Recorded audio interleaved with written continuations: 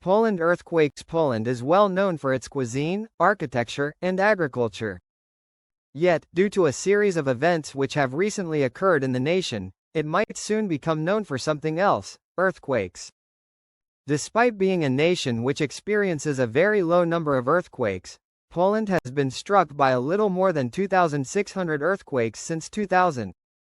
The largest of these were two magnitude 5.0 earthquakes, creating up to MMI 7 shaking when they struck in 2010 and then 2020.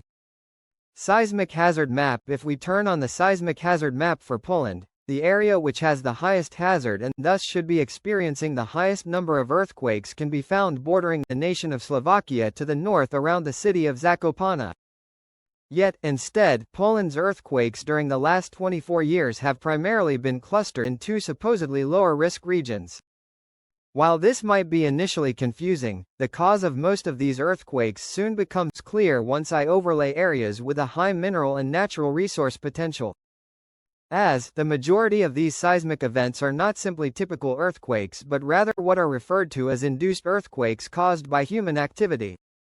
A recent earthquake in the case of a magnitude 4.2 which struck on January 3, 2024, its epicenter provides a clue as to what exactly triggered this earthquake.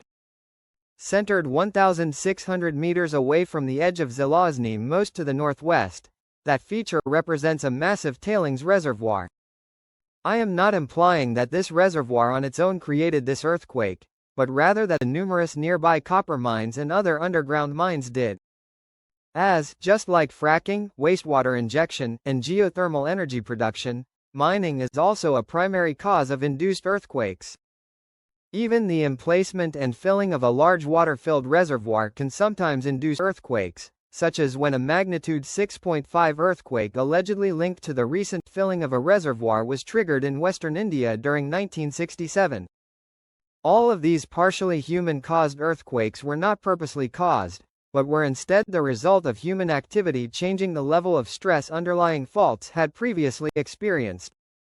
Reservoir earthquakes. In the case of a small river which was impounded by a dam and turned into a deep lake, the increased mass of overlying water can place additional strain on an underlying fault, making a fault line more likely to rupture. However, the opposite is also true if you remove large volumes of rock which previously helped hold a fault line in place. In that case, the reduced amount of overlying rock which can be caused by mining makes it easier for a fault line to move, creating an induced earthquake. These types of induced earthquakes due to mining can even be quite dangerous and deadly, despite generally involving only a small magnitude event.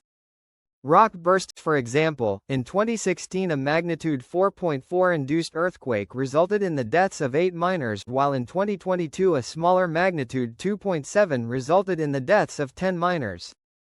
Induced earthquakes are especially dangerous at underground mines, as not only can they trigger collapses, but they can cause points of weak rock to literally explode and fragment into thousands of tiny particles almost like a grenade.